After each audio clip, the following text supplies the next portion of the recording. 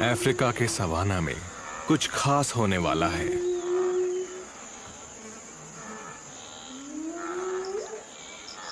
सभी जानवर घबराए हुए हैं।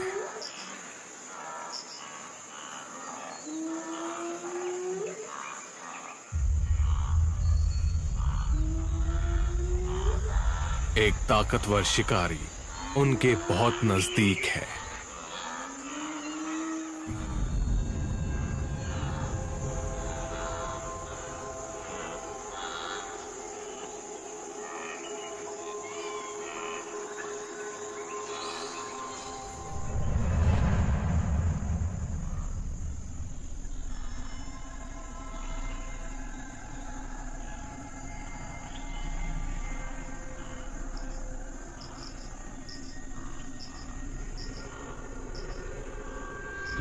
इन शेरनियों को पता चल गया है कि इस झाड़ी में एक नन्हा सा टोपी छिपा बैठा है।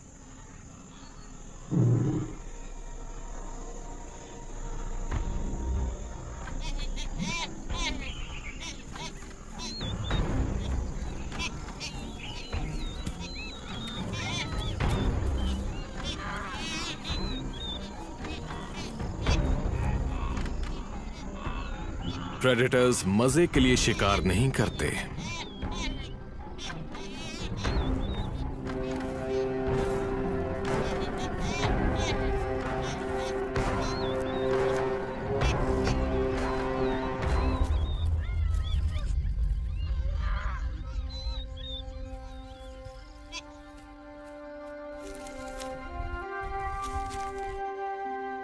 ये युवा टोपी बनेगा इस शेरनी का खाना। हालांकि ये एक पल में अपने शिकार की जान ले सकती हैं, पर ये अपना वक्त लेती हैं।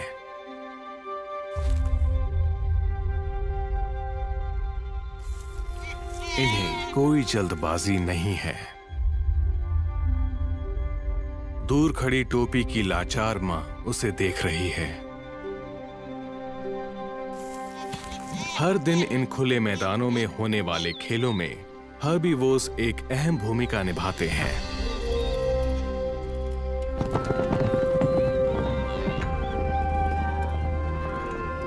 ज़ेब्रास, गज़ेल्स और विल्डबीस्ट इस जानकारी के साथ यहां जीते हैं कि वो किसी भी पल शिकार बन जाएंगे।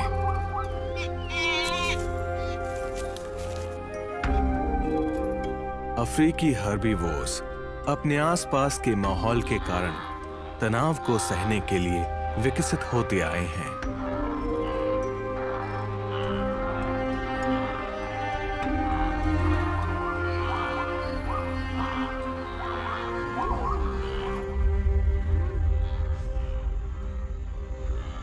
इस नन्हे से टोपी को नहीं पता कि ये क्या हो रहा है, लेकिन इसे ये पता है कि यहां रहना ठीक नहीं है।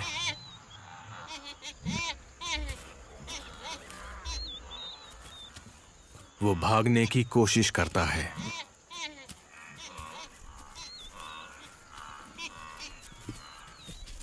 शेरनियों को अगर ज्यादा भूख नहीं लगी होगी तो वो नन्हे टोपी को यहां से जाने देंगी।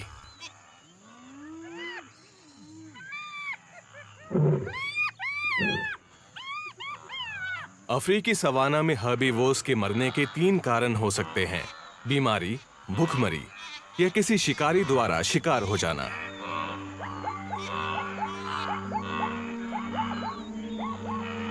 लेकिन आप अपने पड़ोसी की मनपसंद डिश हैं। इस जानकारी के साथ जीने का खास मजा नहीं होगा, और शिकार हो जाने के डर में जीना भी सेरेंगेटी के खेल का एक अहम हिस्सा है।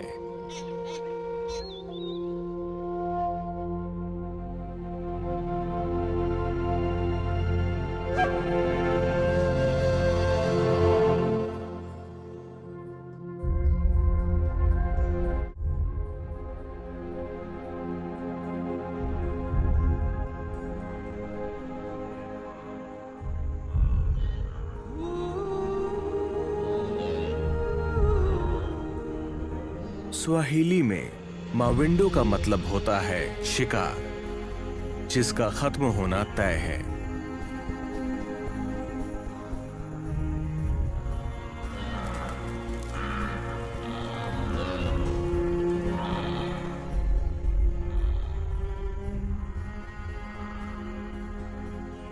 और मासाई भाषा में सेरेंगेटी का मतलब होता है एक अनंत मैदान।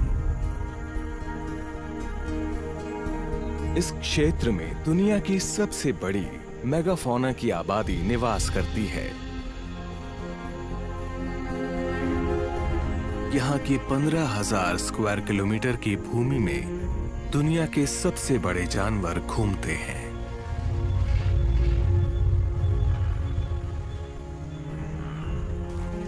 विल्डबीस्ट नहीं जानते और ना ही उन्हें परवाह है कि 1 किलोमीटर क्या है या सेरेंगेटी का मतलब क्या है, पर ये उनका घर है।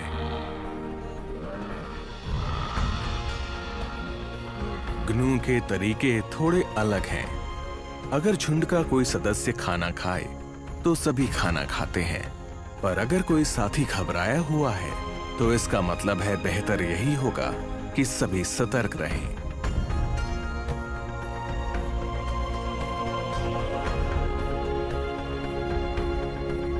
झुंड में ये सुरक्षित है। साथ रहने से कोई शिकारी इनमें से किसी एक को भी शिकार बनाए, इसकी संभावना घट जाती है।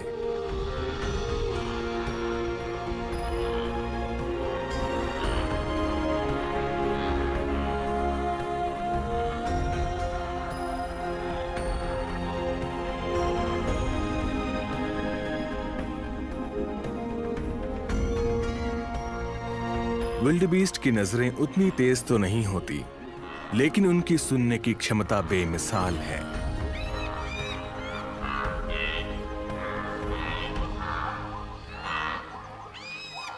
वहीं ज़ेब्रास की नजरें बहुत तेज होती हैं।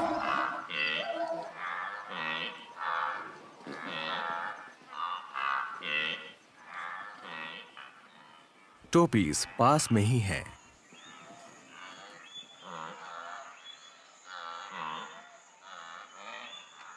निगरानी रखने में टोपीज माहिर हैं। शिकारी की भनक लगते ही वो सभी को तुरंत खबर कर देते हैं।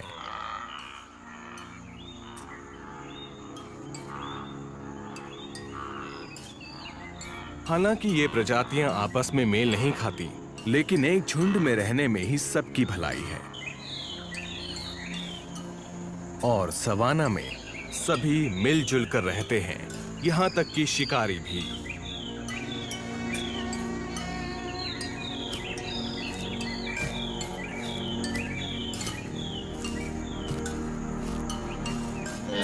समूह में रहने से सुरक्षा कुछ हद तक ही मिलती है। अपने जीवन के अनुभवों को बांटना प्रत्येक जीव अपने दादा दादी, माता पिता और भाई बहनों से सीखता है, और ये आज नहीं, हजारों लाखों सालों से होता चला आया है।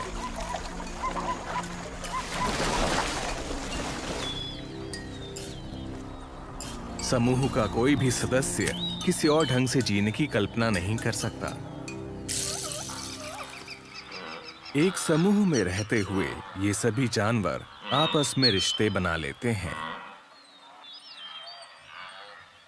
ये नर विल्डबीस्ट जमीन पर संकेत के रूप में अपनी गंध छोड़ रहा है। ऐसे ही आसपास की मादाओं से मेल मिलाप की बात चला रहा है, या शायद ये तैयार है एक मुकाबले के लिए।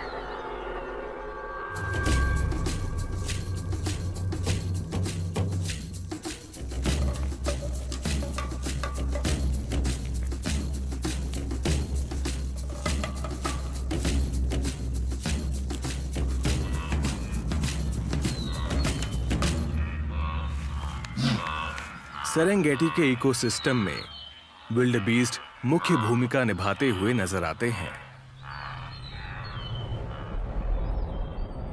लंबे समय तक ये माना जाता रहा कि हर्बीवोर्स की आबादी शिकारियों के हाथों में ही थी, पर हाल ही में एक रिसर्च द्वारा पता चला कि सवाना में जैसे जैसे विल्डबीस्ट की आबादी बढ़ती गई, शेरों की तादाद भी बढ़ती गई। खाने की मौजूदगी की मात्रा से तय होता है कि किसी प्रजाति की तादाद घटेगी या बढ़ेगी। खुशकिस्मती से यहाँ चरने के लिए खुली जमीन है, और जहाँ ज्यादा खुला और हरा इलाका होगा वहाँ होंगे ज्यादा विल्डबीस्ट, जिसका मतलब शेरों के लिए उनका शिकार करना आसान हो जाएगा। लेकिन इस इकोसिस्टम में विल्डबीस्ट का महत्व इससे कहीं ज्यादा है। इस वक्त जब ये विल्डबीस्ट खाना खा रहे हैं, दूसरी ओर लाजवाब प्रक्रियाओं की शुरुआत हो चुकी है।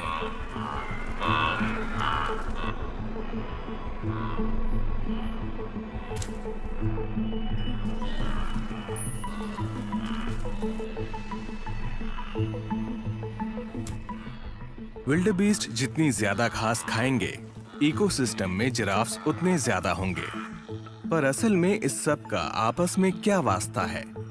सैकड़ों हजारों विल्डबीस्ट जब एक साथ इन इलाकों में चरते हैं, तो गर्मी में आग को फैलाने वाली सूखी घास को भी कम करते चले जाते हैं। आग जितनी कम लगेगी, पेड़ उतने ही ज्यादा होंगे और बदले में जिराफ्स को और खाना मिल पाएगा।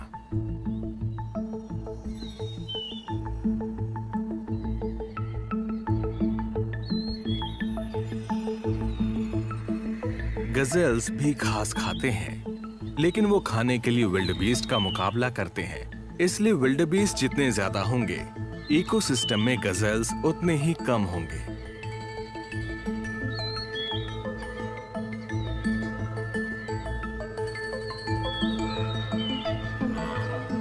तो हालांकि विल्डबीस्ट अपनी सूझबूझ के लिए ना जाने जाएं, पर वो इकोसिस्टम के स्ट्रक्चर को आकार देते हैं। साथ ही इन इलाकों में रहने वाले बड़े प्रेडेटर्स का पेट भी भरते हैं।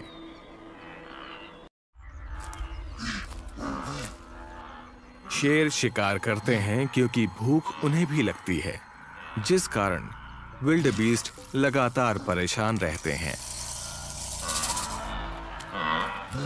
ये शेरनी हमले के लिए पूरी तरह तैयार है।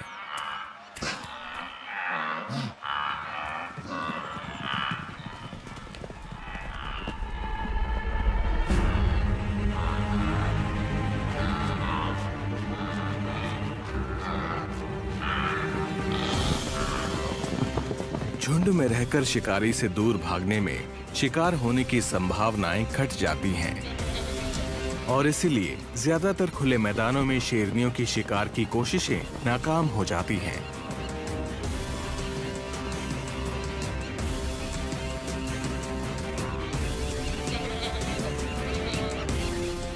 शेरनी के आते ही इस झुंड में भगदड़ मच जाती है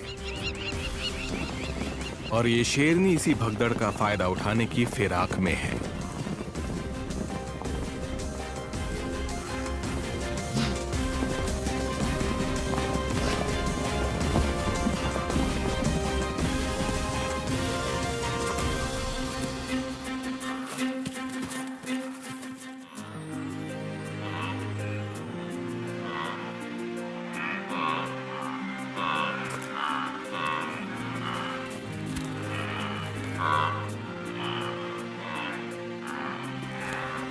झुंड में से कोई एक शिकार हो गया।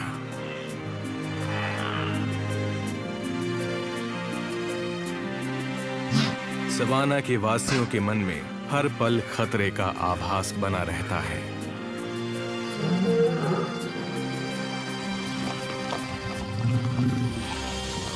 इन इलाकों में घास चरते वक्त सतर्क रहना बहुत जरूरी है। ताजी घास की खोज में निरंतर आगे बढ़ना और जल्द से जल्द अपने खोए हुए साथी को भुला देना भी जरूरी है।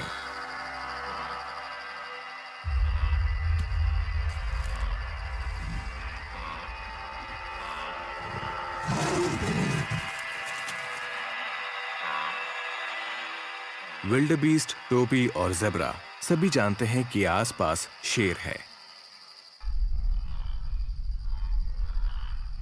कई बार उन्हें हमले का डर नहीं रहता,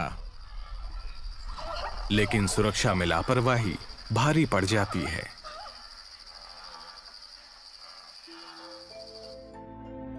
आज इनके सफर में एक साथी कम हो चला है। अब ये विल्डबीस्ट बेचैन है। साथ ही रात के इस अंधेरे में गूंजती दहाड़ों से सवाना में रहने वालों के दिलों में दहशत बढ़ती ही जा रही है।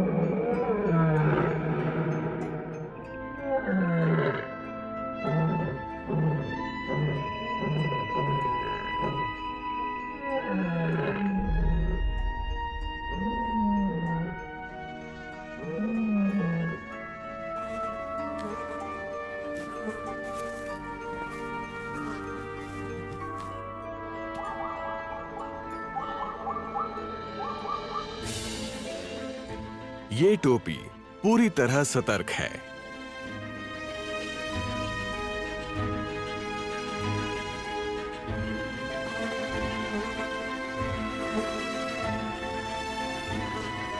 इसका काम है कोई भी संदिग्ध हरकत दिखते ही बाकियों को तुरंत खबर कर देना। इसके खुरों के नीचे कीड़ों की एक ऐसी प्रजाति है जिसकी गतिविधि का सीधा असर होता है आसपास के इलाकों में, जब ये हजारों की तादाद में जीती है।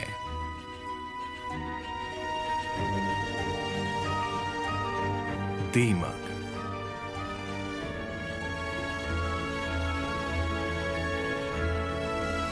धरती से उठने वाले विशाल मिट्टी के टावर दीमक के टीले हैं। मिट्टी को तराश कर इन्होंने उनमें अपना घर बनाया है। ये देखा गया है कि दीमक के टीले के आसपास की घास ज्यादा बेहतर होती है और आसपास के वातावरण के कीड़े अधिक आसानी से प्रजनन कर सकते हैं।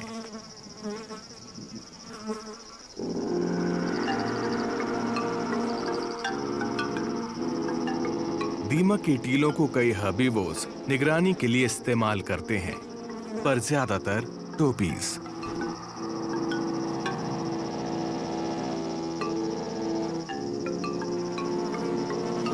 इन टीलों पर चढ़ने के बाद अंतहीन मैदान में क्या हो रहा है आसानी से देखा जा सकता है।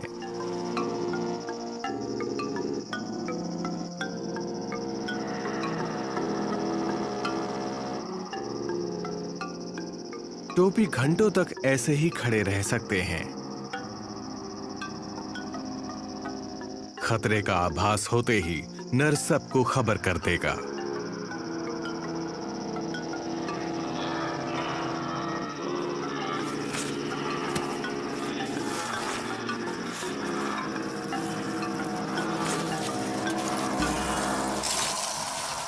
टोपी के वहां से जाते ही दीमक निकलते हैं ताकि टोपी के खुरों से उनके घर का जो नुकसान हुआ है वो उसकी मरम्मत कर सके।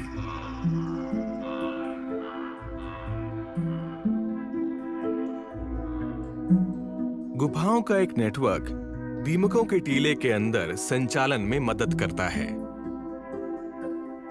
दीमक एक फंगस पर पलते हैं जिसके लिए गर्मी और नमी का होना अनिवार्य है। दीमक अपने घरों को कुछ ऐसे बनाते हैं कि ये फंगस जीवित रहे और उनकी बदौलत दीमक भी।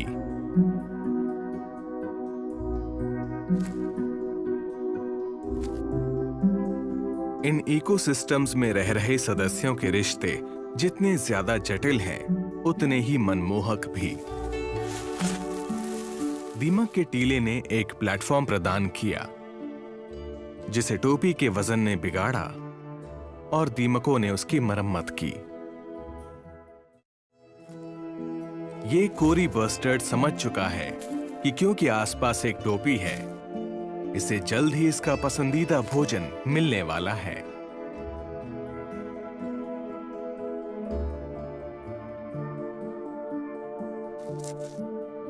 जब खाने की मात्रा अधिक हो, भिन्न भिन्न प्रजातियां जैसे कोरी बस्टर्ड, टॉनी ईगल और हुडेड वल्चर मिलजुल कर इस दावत का लुत्फ उठाती हैं। हालांकि ये आपस में दूरी बनाए रखते हैं।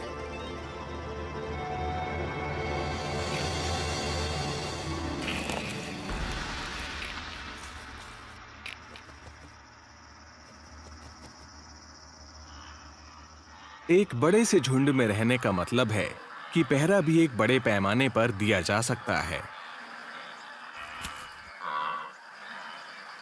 और एक झुंड का हिस्सा होने का मतलब यह भी है कि आप जहां जाते हैं सब आपके साथ ही जाते हैं। जब आपका पड़ोसी चलता है तो समझिए जाने का वक्त हो चला है। अगर आपका पड़ोसी तुरंत अपना सर उठाता है तो आप भी वही कीजिए, एहतियात के तौर पर।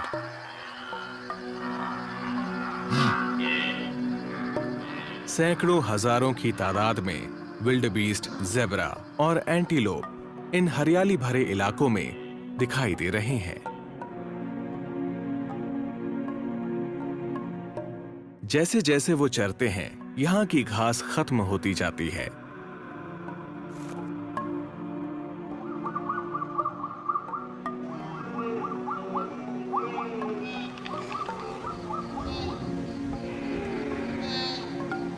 इस गर्भवती ज़ेब्रा को 2 गुना खाना खाना है।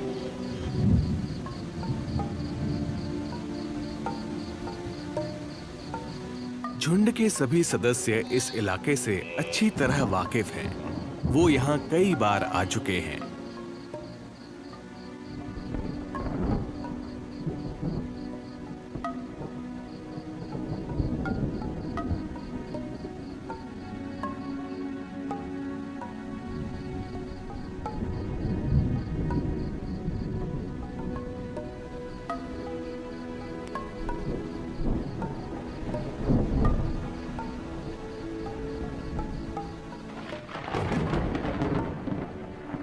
विल्डेबीस्ट इतने अनुभवी हैं कि गड़गड़ाहट की आवाज के बाद क्या होगा वो जानते हैं।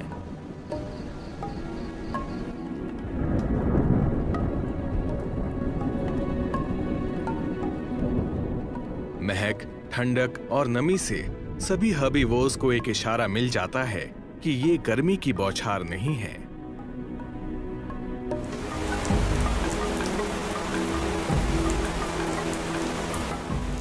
ये बरसात की शुरुआत है। बारिश से उत्साहित होकर झुंड नए चारागाह की तलाश में निकल पड़ता है।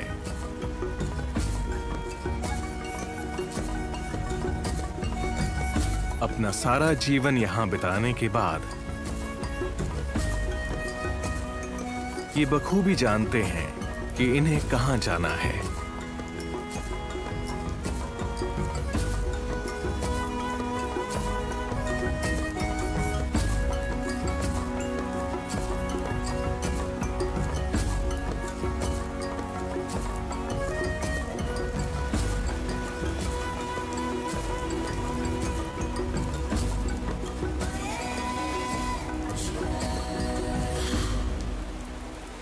ज़ेब्रा और विल्डेबीस्ट करीब 1000 किलोमीटर का चक्कर लगाएंगे।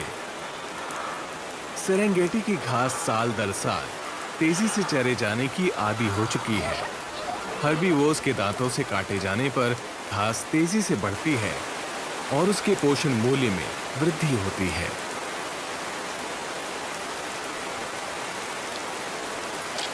शेर प्रवास नहीं करते।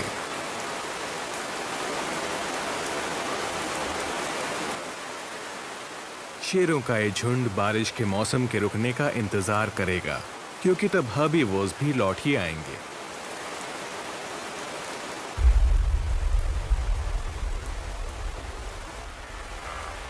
ये है मशहूर सेरेंगेटी माइग्रेशंस। इसमें कोई शक नहीं कि मौसम के बदलने से इस इकोसिस्टम पर बहुत गहरा प्रभाव पड़ेगा। विल्डेबीस्ट के बिना जिस सवाना को हम जानते हैं उसका वजूद ही मिट जाएगा।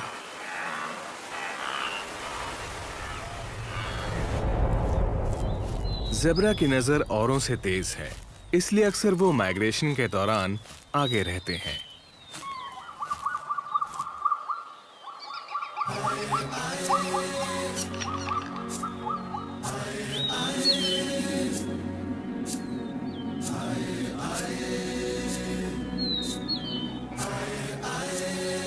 तूफान के गुजर जाने के बाद गर्मी से सबके गले सूख रहे हैं। सभी को अपनी प्यास बुझानी है।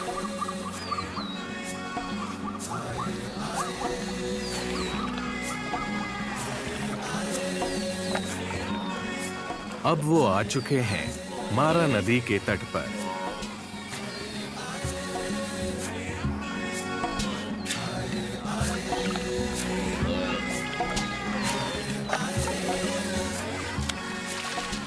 ये नदी भारी मात्रा में आए इन हर्बीवोर्स को उनके खाने से दूर रखे हुए है। इन्हें इसे जल्द से जल्द पार करना होगा। लेकिन कुछ है जो नदी के ज्यादा करीब आने वालों को परेशान कर रहा है।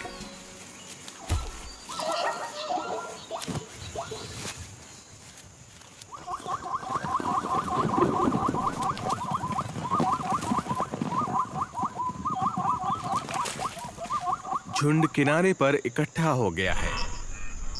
सभी को इंतजार है कि इनमें से कोई एक पहला कदम उठाए।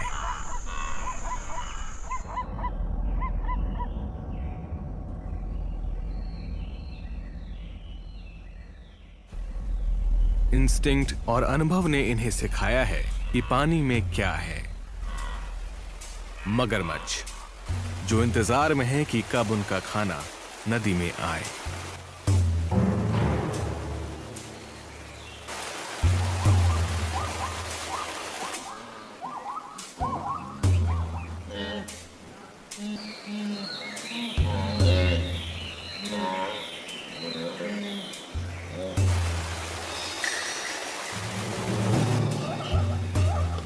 हर एक ज़ेब्रा पर स्ट्राइप्स का एक यूनिक पैटर्न होता है, पर ज़ेब्रास पर ये स्ट्राइप्स क्यों होते हैं? इस सवाल का जवाब काफी आसान है। सैकड़ों हजारों साल पहले स्ट्राइप्स वाले ज़ेब्रा बगैर स्ट्राइप्स वालों के मुकाबले ज्यादा जीते थे। बल्कि जैसे इस ज़ेब्रा का पैटर्न बाकियों से बहुत अलग है, तो ऐसा माना जा सकता है कि आज से हजारों साल बाद सभी ज़ेब्रा पर ऐसे ही पैटर्न्स होंगे। ये स्ट्राइप्स चाहे इन पर किसी भी कारण से हों, एक ज़ेब्रा के स्ट्राइप्स के कई फायदे हैं।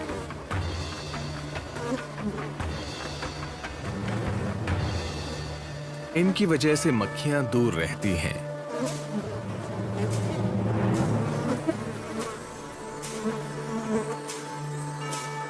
इनके दो विपरीत रंग होने के कारण कीड़ों को त्वचा कहां पर है पता नहीं चल पाता और इसीलिए वो आसानी से इन पर बैठ नहीं पाते।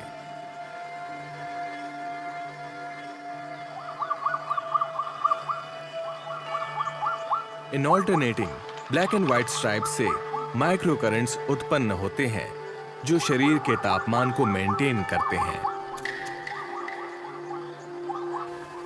और आखिरी और सबसे जरूरी खासियत जो अभी काम आ रही है, भ्रम। जब ज़ेब्रा चलता है तो धारियां एक ऐसा दृश्य पैदा करती हैं जो कुछ शिकारी समझ नहीं पाते कि हर्बीवोर का शरीर कहां से शुरू हो रहा है और कहां खत्म।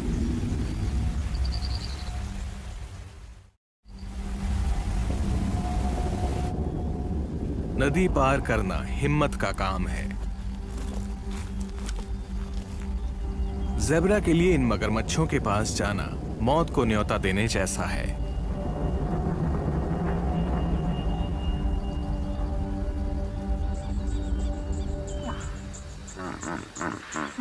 पर ऐसी तकलीफों से इस हिप्पो को कोई फर्क नहीं पड़ता।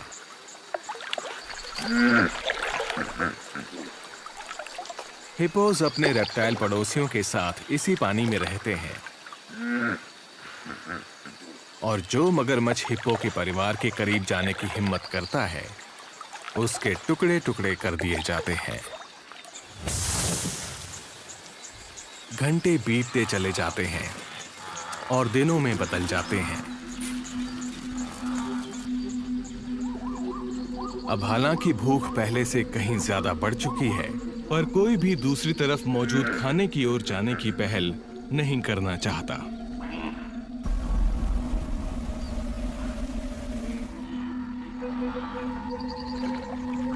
मगरमच्छ भी भूखे हैं। उन्होंने खाना पिछले साल इसी समय के दौरान खाया था।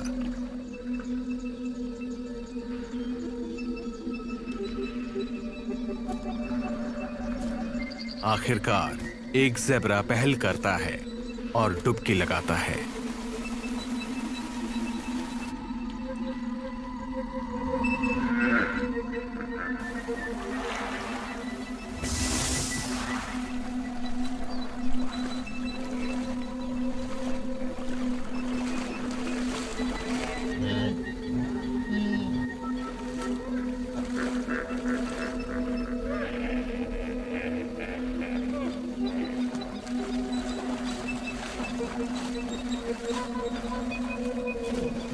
पर मगरमच्छ बेवकूफ नहीं है, इसीलिए वो पहले ज़ेब्रा को बगैर किसी रोक टोक के जाने देते हैं।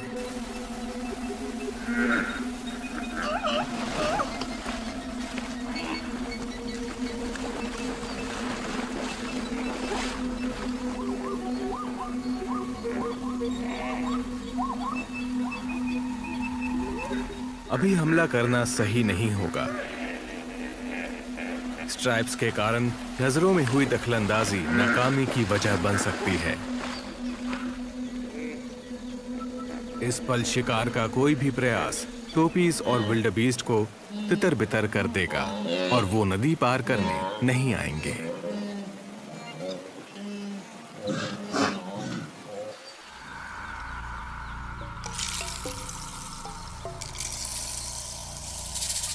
आखिरकार बड़े पैमाने पर इंतजार करता ये झुंड पहले साहसी ज़ेब्रा के नक्शे कदम पर आगे बढ़ जाता है।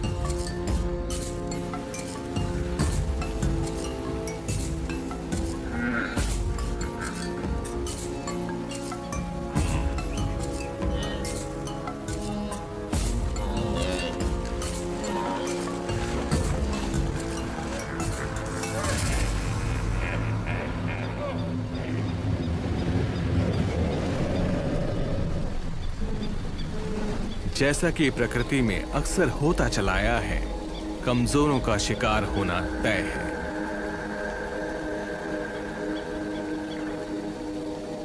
इस मां की संतान फंस चुकी है।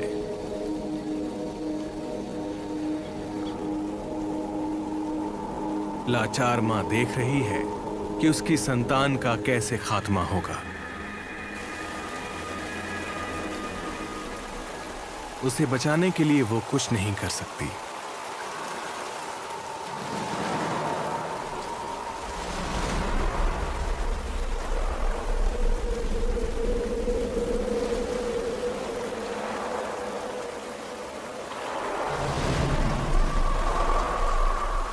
आखिरकार वो अपनी जान बचाने का फैसला करती है और अपने बच्चे को पीछे छोड़ आगे बढ़ जाती है।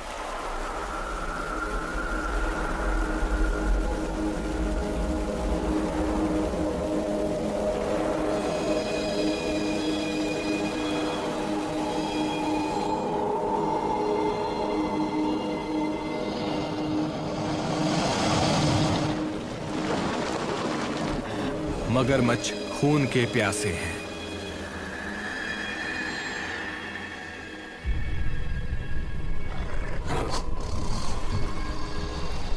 वो एक गर्भवती टोपी को भी पकड़ लेते हैं।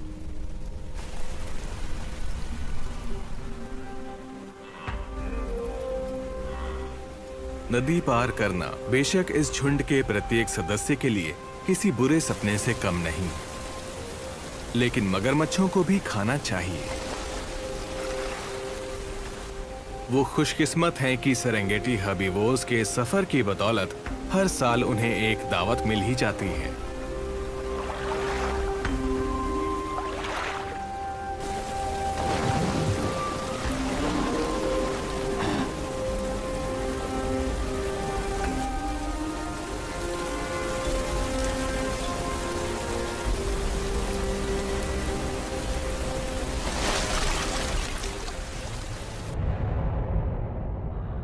मारा नदी के खतरनाक पानी से बचकर इन हरे भरे इलाकों में आना इन जानवरों के लिए पुनर्जन्म से कम नहीं है। घास पौष्टिक है और उसे खाकर इनका तनाव अब कम हो रहा है।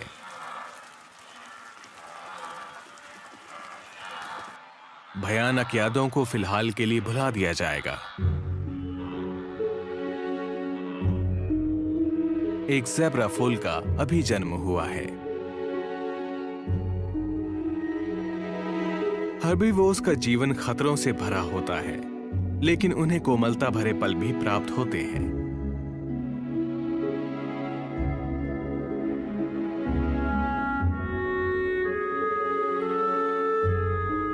नदी को पार करने वाली पहली ज़ेब्रा यही थी। शायद ये अच्छे से जानती थी कि इसका यहां सुरक्षित पहुंचना कितना जरूरी है। इस नन्हे ज़ेब्रा के लिए इसकी मां ही पूरी दुनिया है। वो इसे सिखाएगी कि झुंड में कैसे शामिल होना है। सफर के नए साथियों की आवाज और महक के बीच इस नवजात ने अपने पहले कदम उठा लिए हैं।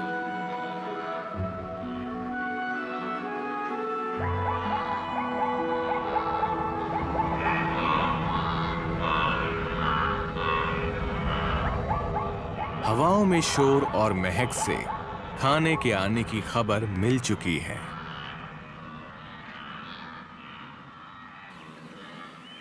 एक चलते फिरते सुपरमार्केट की तरह ये झुंड 2 मादा चीता के क्षेत्र में आ पहुंचा है। वो बहनें हैं, हमेशा साथ रहती हैं और वो भूखी हैं। अपनी तेज नजरों की बदौलत ये बहनें बगैर किसी को आगाह किए इस झुंड को देख और परख रही हैं।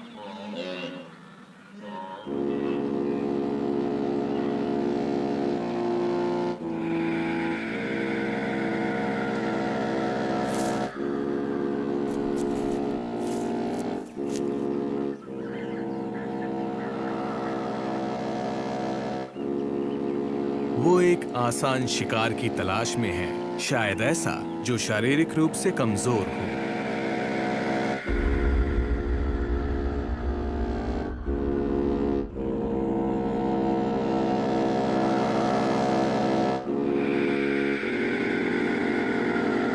गजेल का शिकार करना आसान होता है अगर वो घायल हो। कभी कभार वो साथ मिलकर शिकार करती हैं और कभी-कभी बारी-बारी। आज इन दोनों में से जो तेज है, उस बहन की बारी है।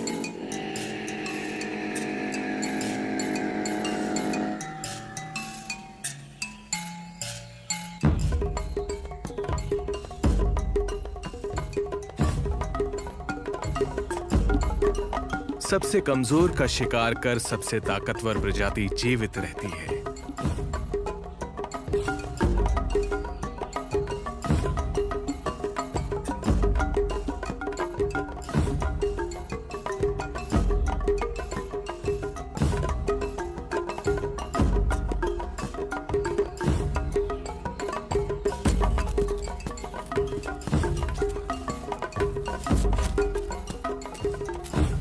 और ऐसे ही बेस्ट जीन्स अपना वंश आगे बढ़ाते हैं। शिकार के दौरान चीते की ताकत बहुत ज्यादा खर्च होती है।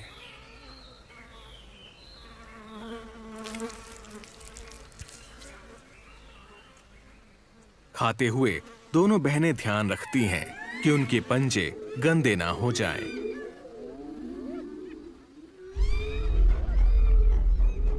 खून से सने पंजों के निशान एक शेर या हाइना को उनकी कड़ी मेहनत से कमाए गए शिकार तक खींच लाएंगे। चीते केवल एक ही काम में माहिर हैं, पीछा करना। एक बड़े शिकारी का मुकाबला करना इनके बस की बात नहीं।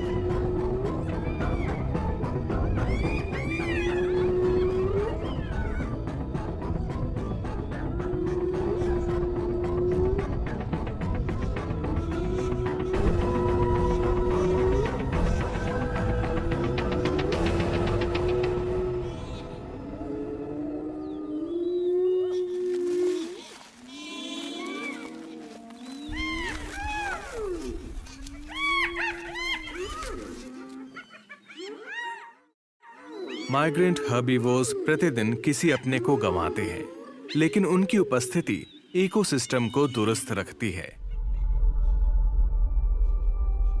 कुछ ही दूरी पर शेर एक ज़ेब्रा को खा रहे हैं।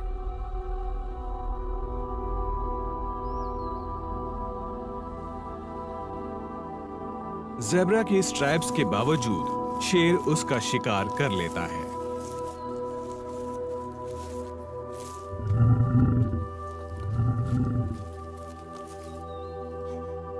प्रवासी झुंड अपने पीछे मौत के निशान छोड़ जाते हैं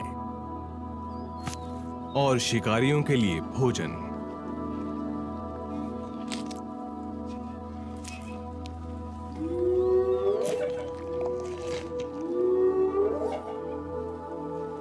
पास ही में कुछ हाइनास अपना खाना खत्म कर रहे हैं। उनका भोजन है एक विल्ड बीस्ट।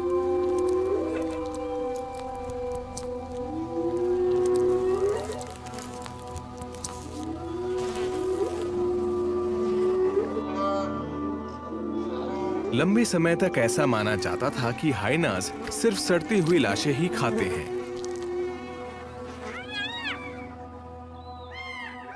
असल में वो कुशल शिकारी हैं और इस विल्ड बीस्ट की लाश उसका सबूत है। लेकिन प्रेडेटर्स का जीवन आसान है, ऐसा किसने कहा?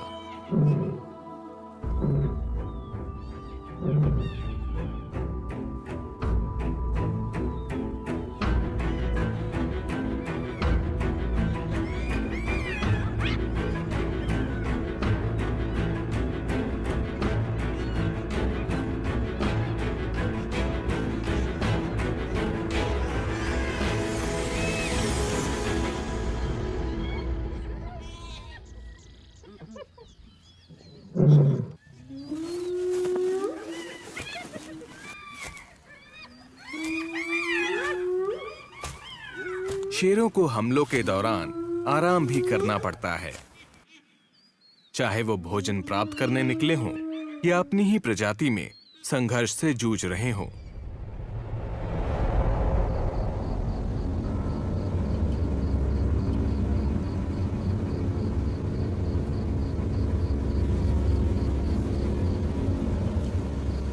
एक शेर को बुखार होने पर एंटीबायोटिक्स या दवाइयां नहीं मिलती। एक घाव भी उनके लिए जानलेवा साबित हो सकता है।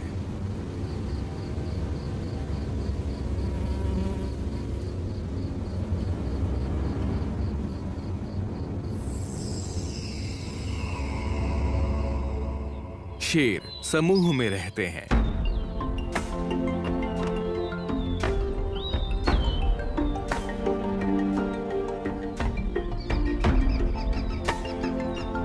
और परिवार में संतुलन बनाए रखने के लिए मांओं और बच्चों के बीच अच्छे संबंध होना जरूरी है।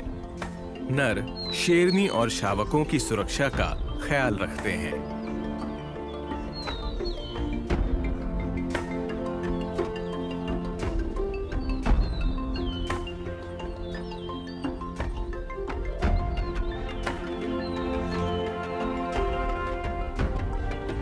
सेरेंगेटी इकोसिस्टम में वयस्क शेरों को किसी भी शिकारी से कोई खतरा नहीं।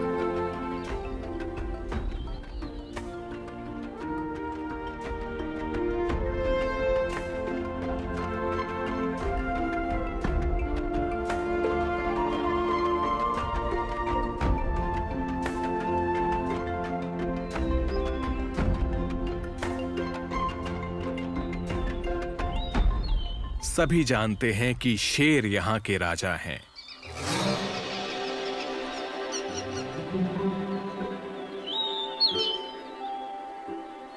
लेकिन शेरों की संख्या कम है और जिंदा रहने के लिए वो हर्बीवोर्स पर निर्भर हैं।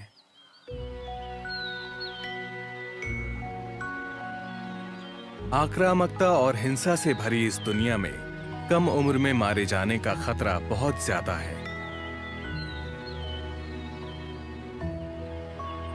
जहां शेर होंगे वहां हाइनास भी होंगे। ये दो प्रजातियां निरंतर विवाद में रहती हैं। हाइना शावक भी बहुत कमजोर होते हैं।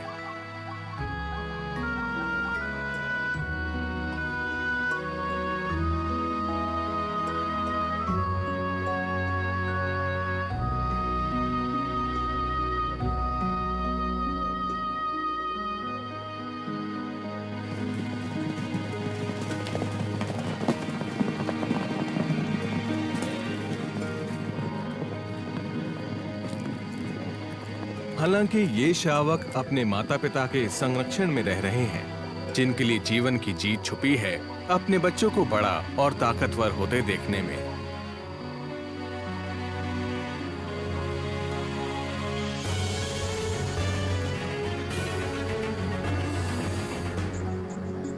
दूसरी तरफ इस मादा टोपी की परेशानी कुछ और ही है। वो नहीं चाहती उसके बच्चे औरों का खाना बने। हर प्रजाति की अपनी परेशानियां हैं।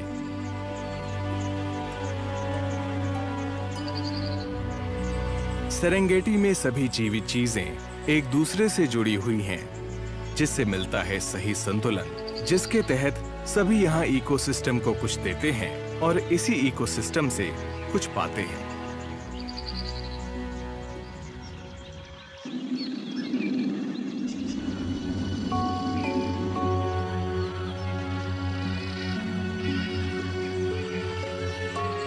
विल्डेबीस्ट के झुंड सवाना की बायोडायवर्सिटी को आकार देने में मदद करते हैं। शेर अपने शिकार की जेनेटिक क्वालिटी को सुधारते हैं। सब एक परफेक्ट सिस्टम में अपनी अपनी जिम्मेदारी निभाते हैं।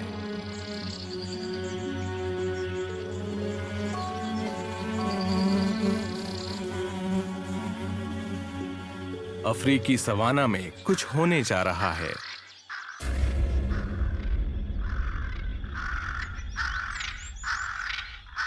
सभी जानवर घबराए हुए हैं।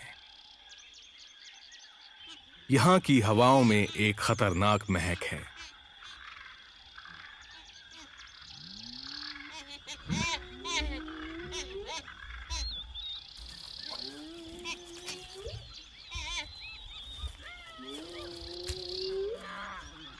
एक ताकतवर शिकारी बहुत करीब है।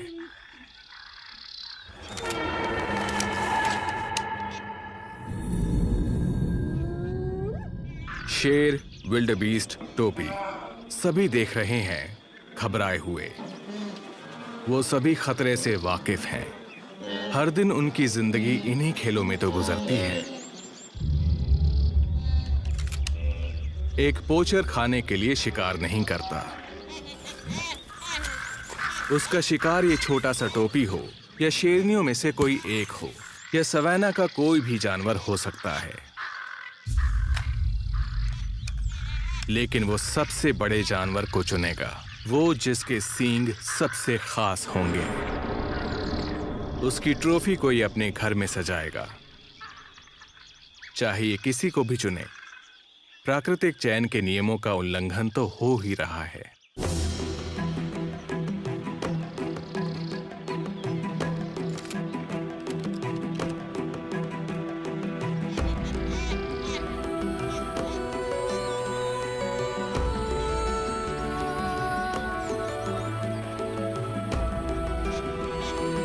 टोपी किसी तरह बच निकलता है। शायद शेरनियां उतनी भी भूखी नहीं। ये नन्हा टोपी खुशकिस्मत है। शेर आम तौर पर दूसरा मौका नहीं देते। अगली बार ये टोपी इतनी आसानी से पकड़ा नहीं जाएगा।